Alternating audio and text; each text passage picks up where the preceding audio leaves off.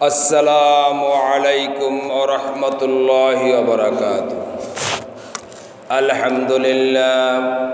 আলহামদুলিল্লাহি নাহমাদুহু ওয়া নাস্তাঈনুহু ওয়া নাস্তাগফিরুহু ওয়া নাউযু বিল্লাহি মিন শুরুরি আনফুসিনা ওয়া মিন সাইয়্যাতি আ'মালিনা। من يهد الله فلا مضل له ومن يضلله فلا هادي له ونشهد أن لا إله إلا الله وحده لا شريك له ونشهد أن سيدنا وحبيبنا ومولانا محمدا عبده ورسوله. وقال سبحانه وتعالى في كلامه المجيد في فرقانه الحميد. সকলে আমার সাথে পড়ুন, আউযু বিল্লাহি মিনাশ শাইতানির রাজীম, বিসমিল্লাহির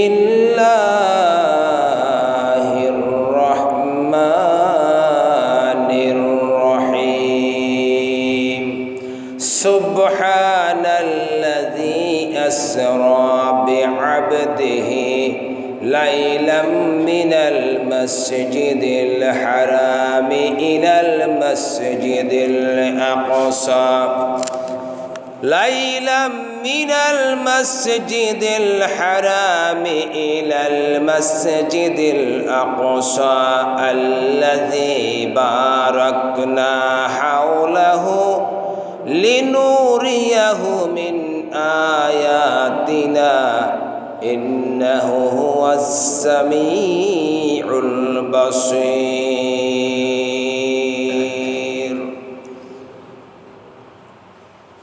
وقال النبي صلى الله عليه وسلم اللهم بارك لنا في رجب وشعبان وبلغنا إلى رمضان أو كما قال النبي صلى الله عليه وسلم.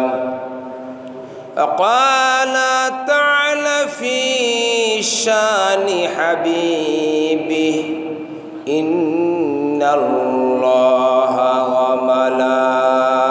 وملائكته يصلون على النبي يا أيها الذين آمنوا صلوا عليه وسلموا تسليما. اللهم صل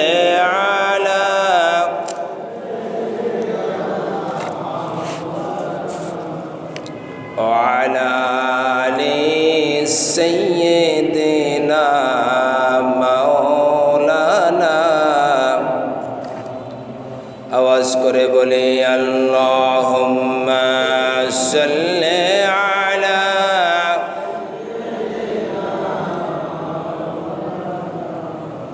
ওয়ালা আলি সাইয়্যিদিনা মাওলানা। করুন সবাই বালাগাল উলা বিকামালিহি কাশাফাত দুজা বিজামালিহি হাসনাত জামিউ খিসালিহি সাল্লু আলাইহি মশরিকি হুব্বি মুহাম্মদ মতলাঈ দিওয়ালিমা মতলাঈ খুরশিদ সিফা সিনাই জুমানিমা বলগল উলা বিকামালিহি কশফত দুজা বিজামালিহি হাসনাত জামিউ খিসালিহি সাল্লু আলাইহি कि तूने वफा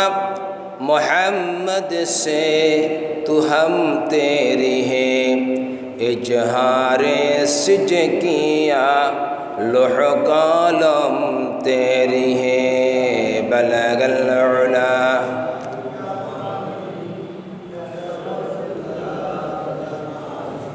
हसनत जमीउ खसालिही सल्लु अलैहि व आलिहि ला इलाहा इल्लल्लाह ला इलाहा इल्लल्लाह ला इलाहा इल्लल्लाह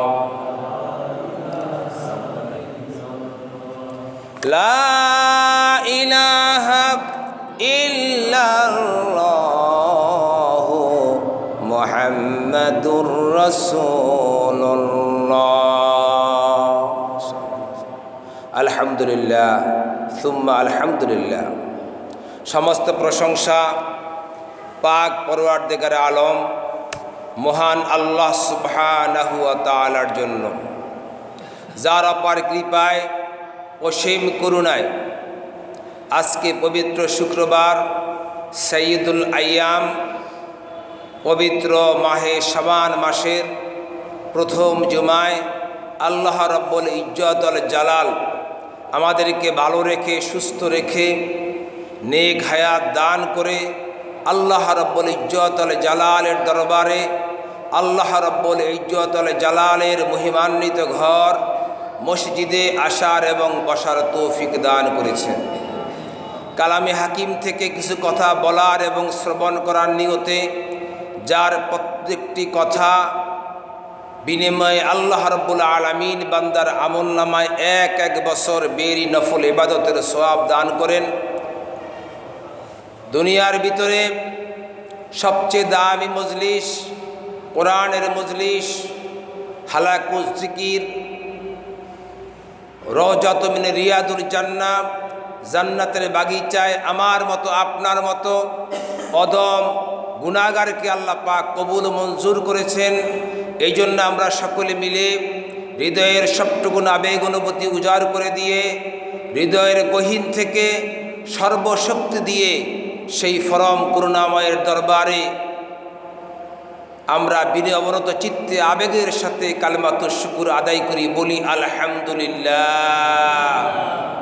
রব্বানা লাকাল হামদ হামদান কাসীরান তাইয়িবান মুবারাকান ফীহি ইয়া রব্বি লাকাল হামদু কামা ইয়ামবাগি লি জালালি ওয়াজহিক ওয়া আযীমি সুলতানিক ইয়া রব্বি লাকাল হামদু বিল ঈমান ইয়া রব্বি লাকাল হামদু বিল ইসলাম ইয়া রব্বি লাকাল হামদু বিল কুরআন হুয়া লাকা সাম্মাইতাহু বিনি'মাতিক। আমরা ফরম করুণাময় মহান আল্লাহ সুবহানাহু ওয়া তাআলার দরবারে শুকর গুজার হলাম। আমাদের সবটুকুন শুকরিয়া হবে আল্লাহ পাকের জন্য। এটা আমার কথা না, এটা আল্লাহ পাক নিজেই ঘোষণা করেছেন তার মহাগ্রন্থ, ঐশী গ্রন্থ, আসমানি বাণী, লাউহে মাহফিজে সংরক্ষিত মহাগ্রন্থ কালামে হাকিমের প্রথম সূরায় ভূমিকাতে তিনি বলেছেন আলহামদুলিল্লাহি রাব্বিল আলামিন। সমস্ত প্রশংসা হচ্ছে আল্লাহ পাকের জন্য। আমরা দুনিয়ার জমিনে দুনিয়ার মোহে অথবা কাউকে খুশি করার জন্য আমরা কোনো কোনো সময় কারো প্রশংসা করতে পারি, সেটা আমাদের একান্তই নিজেদের খেয়াল খুশির ব্যাপার। হুজুর পাক সাল্লাল্লাহু আলাইহি ওয়াসাল্লাম এর সামনে সাহাবীরা আলোচনা করতেছিলেন, এমনিভাবে আলোচনা করতেছিলেন, এই লোকটা খুব ভালো, এই লোকটা খুব ভালো, প্রশংসা করছিলেন। হুজুর থামিয়ে দিয়ে বললেন, এই লোকটা ভালো কি খারাপ এই ব্যাপার তুমি কতটুকু জানো? তোমরা যেভাবে সাফাই গাইতেছ এই লোকটা খুব ভালো এই সেই, তোমরা কতটুকু জানো? বরং আল্লাহু আলামু বিল খায়ের, আল্লাহ পাকই ভালো জানেন এই লোকটা কতটুকু ভালো। কি বলেন? কারণ আমি কতটুকু ভালো এটা তো আপনি জানার কথা না, কারণ আপনি তো আমার সব কিছু জানেন না। আপনি কি আমার সব কিছু জানেন? আপনি আমার বাইরের রূপ দেখেন, কিন্তু ভিতরের রূপটাকে আপনি দেখেন। ওয়াইন তুবদু মা ফি আনফুসিকুম আও তুকফুহু ইউহাসিবিকুম বিহিল্লাহ। আমার রব বলেন, প্রকাশ্য আর গোপনে যা কিছু আছে সব আমি আল্লাহ রব্বুল আলামিন ছাড়া আর কেউ অবগত নয়। আজকে এই এলাকার কেউ যদি জুমার নামাজ বাদ দেয়, আমি কি বলতে পারবো? সে হয়তো ঘরে লুকিয়ে রয়েছে, অথবা সে অন্য কোনো মসজিদে গেছে। ফজর নামাজ কে পড়ছে কে পড়ে নেই এটার পরিপূর্ণ ডিটেলস আমি বলতে পারবো না। অতএব আমাদের সব কিছু জানা থাকার কথা না। নাজির রহমান মঞ্জুর আমলে তখন তো জাতীয় পার্টির জয় জয়কার, এলজেডি মন্ত্রী নাজির রহমান, ঢাকার সিটির মেয়র, বিশাল ক্ষমতা, ব্যাপক ক্ষমতার মালিক। ভোলাতে জাতীয় পার্টির এক কনফারেন্সে ভোলা জাতীয় পার্টির এক শীর্ষ নেতা মানিক বাগা, সে প্রশংসা করতে করতে, আপনারা তো জানেন আমাদের দেশে, আমি অন্য জায়গার কথা জানি না, আমাদের দেশে নেতাদের সামনে প্রশংসা করলে নেতারা বেশি খুশি হয়। কি বলেন? আর আমরা প্রশংসা করতে করতে এতটা বাড়াবাড়ি করি, বিশেষ করে এগুলো এখন জানাজার নামাজে বেশি পরিলক্ষিত হয়। আমাকে ওদিন একজনে বলল যে আপনাদের এত অঞ্চলে জানাজার নামাজ সবচেয়ে সেন্সিটিভ একটা বিষয়, সেখানে আপনার ওলামে কেরাম, হুজুর পাক সাল্লাল্লাহু আলাইহি ওয়াসাল্লাম হাদিস শরীফে বলছিল আকাবা বিল মাউত ওয়াইজা, মৃত্যুর ওয়াজই মানুষের জন্য যথেষ্ট। মৃত্যুর ওয়াজেই দৈনিক কোনো ব্যক্তি যদি 20 বার মৃত্যুর কথা স্মরণ করে, এই পৃথিবী ছেড়ে আমাকে চলে যেতে হবে, কুল্লু নাফসিন যায়কাতুল মাউত, প্রত্যেকটা আত্মা মৃত্যুর স্বাদ গ্রহণ করবে, এই পৃথিবী ছেড়ে আমাকে চলে যেতে হবে। বিশ্ব নবী বলেন আল্লাহ রব্বুল আলামিন এই ধরনের ব্যক্তিকে শহীদের মর্যাদা দিয়া জান্নাত দিয়া দিবেন। কারণ বিশ্ব নবী মনে করেন 20 বার যদি কেউ মৃত্যুর কথা স্মরণ করে সেই লোক কোনো অন্যায় করতে পারে না। 20 বার যদি দৈনিক কেউ মৃত্যুর কথা স্মরণ করে সেই লোক নামাজ ছেড়ে দিতে পারে না। দৈনিক 20 বার যদি কেউ মৃত্যুর কথা স্মরণ করে সেই লোক মিথ্যা কথা বলতে পারে না। দৈনিক 20 বার যদি কেউ মৃত্যুর কথা স্মরণ করে সেই লোক ওজনে কম দিতে পারে না, খাদ্যে ভেজাল দিতে পারে না, মানুষের সাথে ছলছাতুরি করতে পারে না, মুনাফিকি করতে পারে না, দুনিয়ার কোনো কিছু তাকে গ্রাস করতে পারে না। এই লোকটা আল্লাহ রাব্বুল আলামিন এই লোকটাকে শহীদের মর্যাদা দিয়া দিবে। মৃত্যু মানুষের সামনে কোরআন এবং হাদিসের আলোকে 2-4-5 মিনিট কথা বললে আলেম ওলামাই বলতে পারবে। কি বলেন? এখন দেখা যায় তার ব্যতিক্রম, আলেম ওলামা চান্সে পায় না। এর মধ্যে এক জানাজা বলে আলেম ওলামা কোনো চান্সে পায়নি। এই জন্য ভাইয়েরা আমার, সম্মানিত উপস্থিতি, আমাদেরকে এই পৃথিবী ছেড়ে চলে যেতে হবে, এটা আমাদেরকে মনে রাখতে হবে। যে কথা বলছিলাম মানিক বাগা, সে বলতেছিল যে নাজির রহমান মঞ্জুর এত গুণকীর্তন, সাগরের পানি দিয়া যদি কালি বানানো হয় আর গাছালি দিয়া যদি কলম বানানো হয় তাহলে পরে এই নেতার গুণকীর্তন করে শেষ করা যাবে না। নাজির রহমান মঞ্জুর বলে তাড়াতাড়ি স্টেজ থেকে নামো। এটা কি বলল? এটা তো সে আল্লাহ পাকের শানে কথা বলে ফেলল। আল্লাহ রাব্বুল আলামিন বলেন قل لو كان البحر مدادا لكلمات ربي لنفد البحر قبل أن تنفد كلمة ربي ولو جئنا بمثله مددا।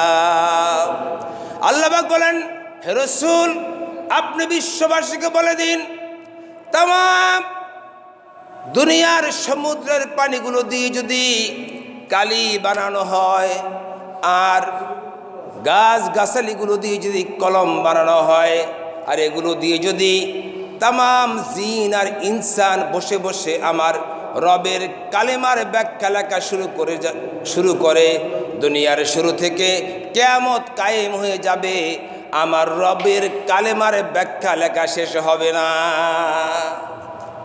এখন আমরা না বুঝে অনেক কথা বলে ফেলি, আল্লাহ পাক মাফ করুক। এই জন্য বলি যে আজকে আমাদের সবচাইতে বড় দুর্ভাগ্য হচ্ছে আমরা কোরআন এবং হাদিসের আলো থেকে অনেক দূরে। আমি একটা ছেলেটা হেফজ মাদ্রাসায় পড়ে, ছেলেটা নুরানি মাদ্রাসায় যেদিন প্রথম ভর্তি হয়, প্রথম যেদিন নিয়ে আসে অনেকটাই পিসাবিল্লাহ পড়ে।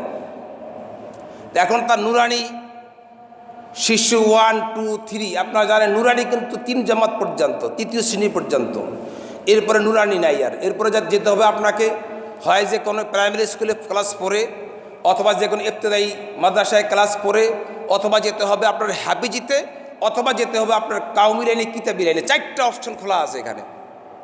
তো ওই ছেলেটার নুরানি অপশন যখন শেষ হলো, তখন আবার ওর মা ওকে নিয়ে আসলো, খুব গরিব, একেবারে গরিব। আমার কাছে আসলো, বললো যে হুজুর কী করা যায়? আমি বললাম যে ওকে হেফজতে দিয়া দেন। কারণ আমাদের দেশে একটা ধারণা আছে যে হাফিজি পড়লে, আলেম হইলে বাদ পায় না, অভাবে মারা যায়। এই ধরনের একটা কথা আমাদের দেশে প্রচলন আছে। আমি আপনাদেরকে বলি যে কোনো হাফেজ, কোনো আলেম বাতের অভাবে মারা গেছে এমন কোনো খবর কি আপনাদের কারো কাছে আছে? কারণ হাফিজে কোরআনে হাফেজ যে হবে তার সম্মান অনেক বেশি। সে 10 জন লোক নিয়ে কিয়ামতের ময়দানে জান্নাতে চলে যাবে। কোরআনে হাফেজকে আল্লাহ পাক যখন বলবেন তুমি আমার কোরআনকে পৃথিবীর জমিনে হেফাজত করেছো, কোরআন তো হেফাজতের দায়িত্ব আল্লাহ রাব্বুল আলামিন নিয়েছেন। আল্লাহ রাব্বুল আলামিন বলেন ইন্না নাহনু নাযালনা যিকরা ওয়া ইন্না লাহু লাহাফিজুন। নিশ্চয়ই কোরআন নাজিল করেছি আমি, আর হেফাজতের দায়িত্ব আমি আল্লাহ পাকের। তো তুমি দুনিয়াতে আমার কোরআনকে হেফজ করেছো, মুখস্থ করেছো, আজকে তুমি জান্নাতে চলে যাও। কোরআনে হাফেজ বলবেন না না, আমি আজকে একা জান্নাতে যাব না। বলে তুমি কাকে নিয়ে জান্নাতে যাবে? কোরআনে হাফেজ প্রথম তার মায়ের জন্য সুপারিশ করবে, এরপরে তার বাবার জন্য সুপারিশ করবে, এরপরে তার দাদার জন্য সুপারিশ করবে, দাদির জন্য সুপারিশ করবে, নানা নানি, শ্বশুর শাশুড়ি, 9 নম্বর তার স্ত্রী, 10 নম্বরে যার সহযোগিতায় পড়ে। আপনারা অনেকেই, আমি দেখছি অনেক মাদ্রাসার ছেলেদেরকে আপনারা লজিং রেখে আপনারা কোরআনে হাফেজের ব্যবস্থা করেন। আমি অনেক সময় দেখছি বাটি নিয়ে ছেলেরা যায়, তুমি কোরআন থেকে ভাত আনছো অমুক ঘর থেকে, তোমারে কেন ভাত খাওয়ায়? তো আমি মাদ্রাসায় পড়ি, আমার বাড়ি অনেক দূরে, তো উনি আমাকে ভাত খাওয়ায়। এই যে আপনি এই যে কাজটা করলেন, কিয়ামতের ময়দানে এটা আপনার নাজাতের উসিলা হয়ে যেতে পারে। তো আপনার দুনিয়া তো সম্মান, আখিরাত তো সম্মান একজন হাফেজে কোরআন। এই জন্য সম্মানিত উপস্থিতি, আমি যে কথা বলছিলাম, ওই ছেলেটা এখন হেফজতে পড়তেছে, মাত্র 2 মাস শেষ হয় নাই, এখন তার চেহারার ভিতরে কোরআনের আলো ফুটে উঠছে। কালকে তার এক বোন আসছে, আমি বললাম যে দেখো 4 বছর আগে 20-21 ভাই 4 বছর আগে তুমি ওরে কীভাবে নিয়ে আসছো, আর এখনের চেহারার ভিতরে কি নুরানি একটা আলো ঝলমল করতেছে, তার মানে কোরআন। সে এখন কোরআন পড়তেছে। এর আগে ওর বিরুদ্ধে বিচার দিতে হুজুর এই ছেলেটা অনেক দুষ্টামি করে, আসলে এই ছেলেটা খুব দুষ্ট। গতকালকে আমি জিজ্ঞেস করলাম কোরআনে হাফিজের দরস নেওয়ার পরে ও কি আগের মতো দুষ্টামি করে নাকি? বললো যে না হুজুর, ও কোনো দুষ্টামি করে না। আমি বললাম যে রাত 3টা থেকে শুরু করে রাত 9:30 পর্যন্ত একজন হাফেজকে কোরআনের দরস দেওয়া হয়।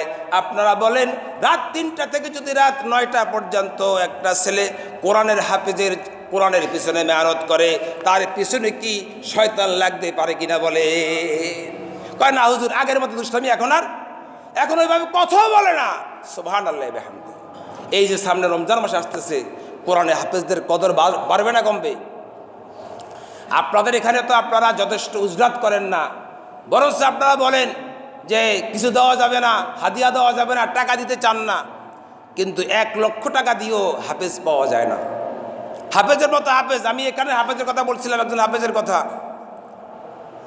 এত সুললিত কণ্ঠ, এত সুমধুর কণ্ঠ, মনে যেন কোরআন নাজিল হইতেছে। আল্লাহ রাব্বুল আলামিন আমাদেরকে কোরআন এবং হাদিসের আলোকে জিন্দেগি বানাবার তৌফিক দান করুক বলি আমিন। ওয়া আখিরু দাওয়ানা আনিল হামদুলিল্লাহি রাব্বিল আলামিন। আসসালামু আলাইকুম ওয়া রাহমাতুল্লাহি ওয়া বারাকাতুহু। যারা সুন্নাত পড়েন নাই 4 রাকাত কাবলার জুমা সুন্নাত পড়ে নেন।